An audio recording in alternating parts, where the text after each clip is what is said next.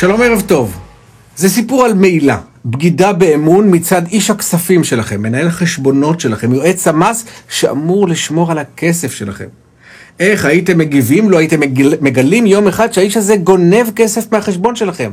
שהוא לוקח צ'קים שאתם מייעדים למס הכנסה ומשנה אותם אליו, אל אשתו, אל בריונים מהשוק האפור.